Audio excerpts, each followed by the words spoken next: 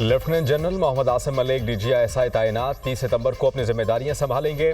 मोहम्मद आसिम मलिक इस वक्त GHQ में एडजुटेंट जनरल के फराइज सर अंजाम दे रहे हैं। लेफ्टिनेंट जनरल मोहम्मद आसिम मलिक इससे पहले बलूचिस्तान में इन्फेंट्री डिवीजन और वजीरिस्तान में इन्फेंट्री ब्रिगेड कमांड कर चुके हैं। लेफ्टिनेंट जनरल मोहम्मद आसिम अपने कोर्स में एजाजी शमशीर भी हासिल कर चुके हैं।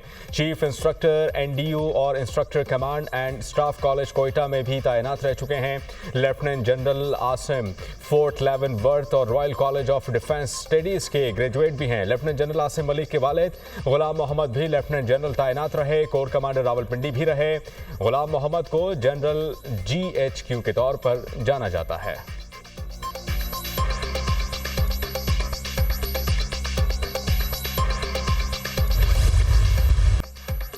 इलेक्शन कमीशन आम इंतखाबात में अपना किरदार अदा करने में नाकाम रहा। इंतखाबी निशान ना देना सियासी जमात के इंतखाब लड़ने के कानूनी और आईनी हक को मुतासिर नहीं करता। तहरीक इंसाफ कौमी असम्बली में मखसूस नशस्तों की हकदार है। इलेक्शन कमीशन मखसूस नशस्तों पर तहरीक इंसाफ के उम्मीदवारों को नोटिफाई करे। सुप्रीम कोर्ट ने मखसूस नशस्तों से मुताल्लिक केस का 70 सफ़ात पर मुश्तमिल तफसीली फैसला जारी कर दिया। तफसीली फैसला जस्टिस मुनव्वर अली शाह ने तहरीर किया। पाकिस्तान तहरीक इंसाफ एक सियासी जमात है। आईन या कानून सियासी जमात को इंतखाबात में उम्मीदवार खड़ा करने से नहीं रोकता। तहरीक इंसाफ ने 2024 के आम इंतखाबात कौमी और सूबाई असम्बलियों की नशिस्तें जीती या हासिल की हैं। इलेक्शन कमीशन या 1 मार्च का फैसला आइन से मुतसादिम है। फैसले में कहा गया है कि इलेक्शन में बड़ा स्टेक अवाम का होता है। अवाम की ख्वाहिश और जमहूरियत के लिए शफाफ इंतखाबात जरूरी हैं। तफसीली फैसले में पेशावर हाई कोर्ट के फैसले को भी कलअदम करार दिया गया। सुप्रीम कोर्ट ने इलेक्शन रूल्स की शिक 94 को गैर आइनी करार देते हुए कलअदम करार दिया। रूल 94 आइन और इलेक्शन एक्ट 2017 के मुतसादिम है। सुप्रीम कोर्ट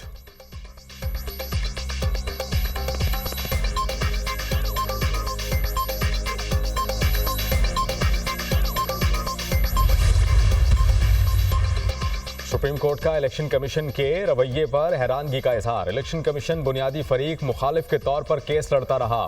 इलेक्शन कमीशन का बुनियादी का साफ शफाफ इंतखाबात कराना है। इलेक्शन कमीशन के इंतखाबी अमल में नुमायां गलतियों के बाइस अदालती मुदाखलत ज़रूरी हो जाती है। इंतखाबी निशान ना होने पर मखसूस नशिस्तें ना देना इलेक्शन कमीशन की जानिब से इजाफी सज़ा है। इंट्रा पार्टी इंतखाबात ना कराने की सज़ा इंतखाबी निशान वापस लेने से ज़्यादा कुछ नहीं। इंतखाबी निशान वापस लिए जाने का मतलब ये नहीं कि सियासी जमात के आइनी हुकूक ख़त्म हो गए। पार्टी के अंदरूनी मामले पर शहरियों के वोट के बुनियादी हुकूक को ख़त्म नहीं किया जा सकता। इलेक्शन कमीशन ने अपने हुक्मनामे में पाकिस्तान तहरीक इंसाफ के आइनी हुकूक वाज़े नहीं किए। इलेक्शन कमीशन ने PTI के 80 में से 39 MNAs को तहरीक इंसाफ का जाहिर किया। सुप्रीम कोर्ट ने पाकिस्तान तहरीक इंसाफ को रिलीफ देने पर भी वजाहत कर दी। PTI के केस में फरीक बनने की दरख्वास्त हमारे सामने मौजूद थी। इससे कोई फर्क नहीं पड़ता कि तहरीक इंसाफ से पहले दरख्वास्त दायर क्यों ना कराई गई और पहले ही रिलीफ क्यों नहीं दिया गया। इंतखाबी तनाज़ा बुनियादी तौर पर सिविल तनाज़ुआत से मुख्तलिफ होता है। ये समझने की बहुत कोशिश की कि इतने आज़ाद उम्मीदवार कैसे कामयाब हो सकते हैं। इस सवाल को कोई तसल्लीबख्श जवाब नहीं देगा। पाकिस्तान तहरीक इंसाफ के मुताबिक वोटर्स ने इनके PTI उम्मीदवार होने की वजह से उन्हें वोट दिया।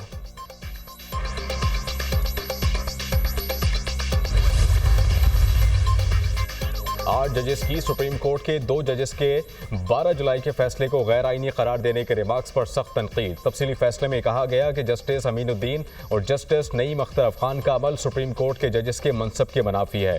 जिस अंदाज में 2 जजेस ने अक्सरियती फैसले पर इख्तिलाफ का इजहार किया वो मुनासिब नहीं। इस तरह साथ ही जजेस के बारे में राय देना सुप्रीम कोर्ट की साख को मुतासिर करने के मुतरादिफ है। कानूनी मामलात पर हर जज अपनी राय देने का हक रखता है। जिस अंदाज में 2 जजेस ने अक्सरियती फैसले को गलत कहा ये निज़ाम इंसाफ में खलल डालने के मुतरादिफ है। भारी दिल से बताते हैं 2 साथी जस्टिस अमीनुद्दीन जस्टिस नईम अफखान ने हमारे फैसले से इत्तेफाक नहीं किया। साथी जजेस के 3 अगस्त के इख्तिलाफी नोट सुप्रीम कोर्ट के जजेस के हवाले से मुनासिब नहीं। ज़्यादा परेशान कुन बात यह है कि जजेस अपनी राय देते हुए हुदूद से तजावुज़ कर गए। 2 जजेस ने 80 कामयाब उम्मीदवारों को वार्निंग दी।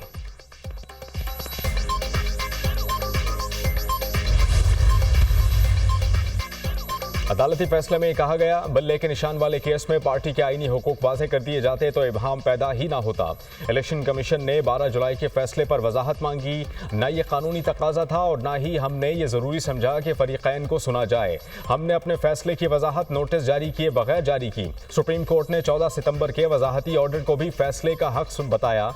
वजाहती ऑर्डर इलेक्शन कमीशन की दरख्वास्त पर जारी किया गया। फैसले का मतन, चीफ जस्टिस काजी फाइज ईसा ने 2 रोज़ पहले रजिस्ट्रार से इस ऑर्डर पर जवाब मांगा था।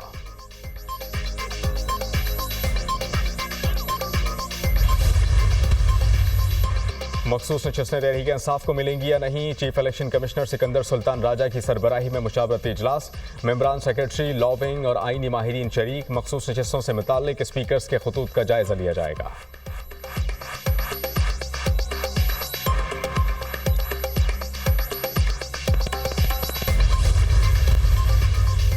तरमीमी ऑर्डिनेंस के बाद सुप्रीम कोर्ट की प्रैक्टिस एंड प्रोसीजर कमेटी का पहला इजलास कुछ देर बाद होगा। इजलास के एजेंडे में आर्टिकल 63A नजरसानी दरखास्तों को समाअत के लिए मुकर्रर करना शामिल। इजलास में जस्टिस अमीनुद्दीन बतौर मेंबर पहली मरतबा शरीक होंगे। तरमीमी ऑर्डिनेंस से कबल प्रैक्टिस एंड प्रोसीजर कमेटी में जस्टिस मुनीर अख्तर शामिल थे।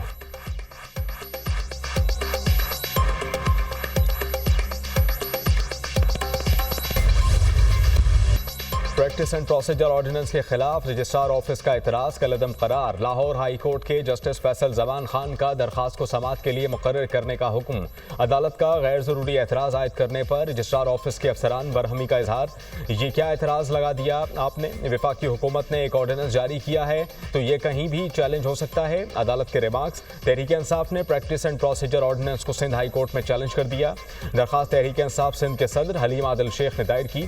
Practice and procedure ordinance supreme court के फैसले की वाज़ेह खिलाफ वर्जी है। चीफ जस्टिस काजी फाइज ईसा अपने ही फैसले की खिलाफ वर्जी कर रहे हैं। दरखास्त में मौक़िफ़, ऑर्डिनेंस को कलअदम करार देने की इस्तदा।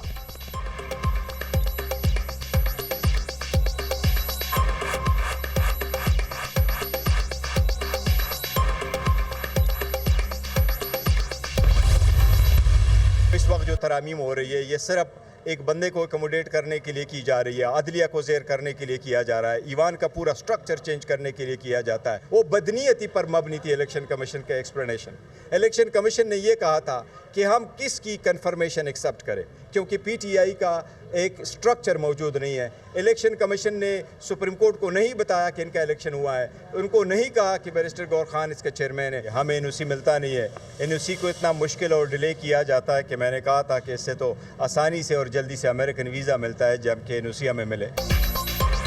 आईनी तरामीम गैर आईनी हैं। तरामीम एक बंदे को फ़ायदा पहुंचाने के लिए की जा रही हैं। अगर कोई जज मर्जी के फैसले ना दे तो इसको तब्दील कर दिया जाएगा।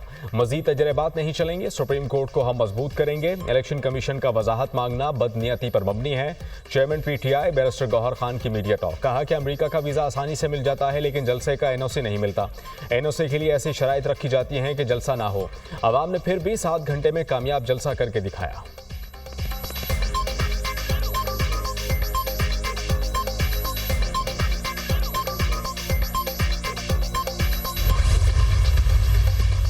हर मसले का हल मुज़ाकरात में है। तमाम जमातों के एक पेज पर होने से मसाइल हल होंगे। सियासी जमातें ज़ाती मुफादात की बजाय मुल्की मुफाद को मद्देनजर रखें। सुप्रीम कोर्ट के फैसले से फ्लोर क्रॉसिंग का कानून सवालिया निशान बन गया। इलेक्शन कमीशन सियासी जमातों को रेगुलेट करता है। स्पीकर पंजाब असम्बली मलिक अहमद खान की प्रेस कॉन्फ्रेंस।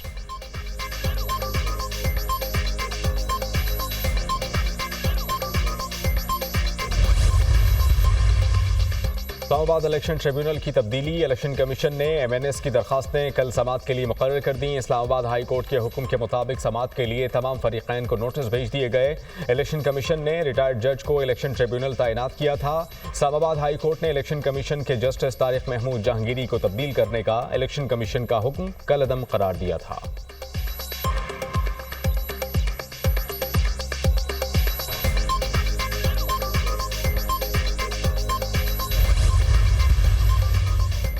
NS97 में दोबारा गिनती से मुताल्लिक अली गौहर की नजरसानी दरखास्त पर समाअत। सुप्रीम कोर्ट ने नजरसानी दरखास्त मरकजी केस सुनने वाले 2 रुकनी बेंच को भेज दी। अदालत की अली गौहर की नजरसानी दरखास्त जुमे को समाअत के लिए मुकर्रर करने की हिदायत।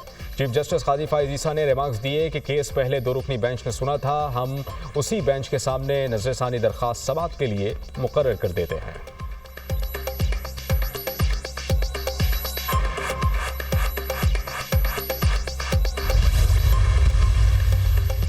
तोशाखाना 2 केस में अहम पेशरफ, बानी पीटीआई और बुशरा बीबी के खिलाफ एफआईए का सप्लीमेंट्री चालान पेश। बानी पीटीआई और बुशरा बीबी के खिलाफ ठोस शवाहिद मौजूद हैं। शवाहिद से वाज़ेह हुआ कि बानी पीटीआई और बुशरा बीबी मिसकंडक्ट के मुर्तकिब करार पाए हैं। गैर कानूनी ज़राए और करप्शन से बानी पीटीआई और बुशरा बीबी ने माली फ़ायदा उठाया। बानी पीटीआई ने अपनी पोजीशन का गलत इस्तेमाल करते हुए कम कीमत पर बुल्गारी सेट हासिल किया। एफआईए 24 गवाहों की लिस्ट में भी एफआईए के सप्लीमेंट्री चालान से मुंसलिक हैं। मालियाती पॉलिसी में मुदाखलत नहीं करेंगे। सुप्रीम कोर्ट बतौर अदालत रेगुलेटरी ड्यूटी से मुतालिक मुज़ाकरात नहीं कर सकती। जस्टिस मंसूर अली शाह के रिमार्क्स। सुप्रीम कोर्ट में कपड़ों की पैकिंग के लिए बैरून मुल्क से मंगवाए खाम माल पर रेगुलेटरी ड्यूटी आयद करने के खिलाफ केस। जस्टिस मंसूर अली शाह ने कहा कि वफाकी हुकूमत रेगुलेटरी ड्यूटी आयद कर सकती है। ये फेडरेशन का पॉलिसी मामला है। वफाकी हुकूमत ने तय करना है कि किस पर रेगुलेटरी ड्यूटी आयद करनी है। जस्टिस आयशा मलिक ने रिमार्क्स दिए, हमारा काम मालियाती पॉलिसी को देखना नहीं है। अदालत ने हाई कोर्ट के फैसले के खिलाफ अपील खारिज की।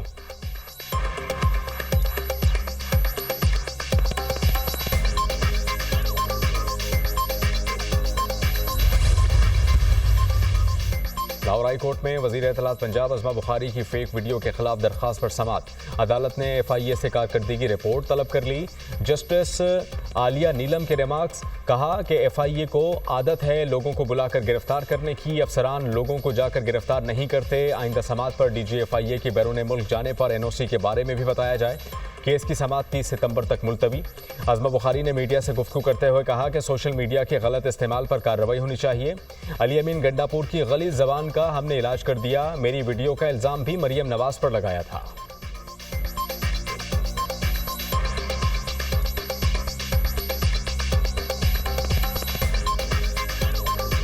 लंदन में मैं मियाँ साहब को मिलने के लिए गई थी। मेरी बगैर इजाज़त के इस शख्स ने मेरी बैग से मेरी वीडियो बनवाई। जब इस तरह की गंदी और घटिया गुफ्तगू जो गंडापुर ने की थी, उसका तो खैर इलाज हमने कर दिया।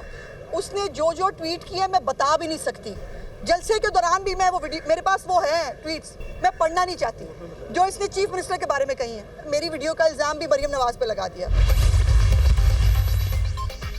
चीनी सदर शी जिनपिंग का वज़ीर-ए-आज़म शहबाज शरीफ की सालगिरह पर तहनीती खत। आपकी सालगिरह पर मुबारकबाद और नेक तमन्नाओं का इजहार करता हूँ। पाकिस्तान और चीन कटन और अच्छे वक्तों के स्ट्रेटेजिक ताउन के शराकतदार हैं। तारीख गवाह है कि दोनों ममालिक ने हमेशा एक दूसरे पर भरोसा किया और हमेशा एक दूसरे का साथ दिया। दोनों ममालिक के माबैन ऐसा मजबूत रिश्ता कायम हुआ जिस पर बदलता हुआ बैनुल-अक़वामी मंजरनामा कभी असरअंदाज नहीं हुआ। चीन पाकिस्तान ताल्लुकात की मजबूती मेरे लिए इंतहाई अहमियत की हामिल है। आपके साथ मिलकर स्ट्रेटेजिक ताउन के फ़रोग़ और सी पैक की तामीर के लिए काम करने का ख्वाहिशमंद हूँ। खत का मतन।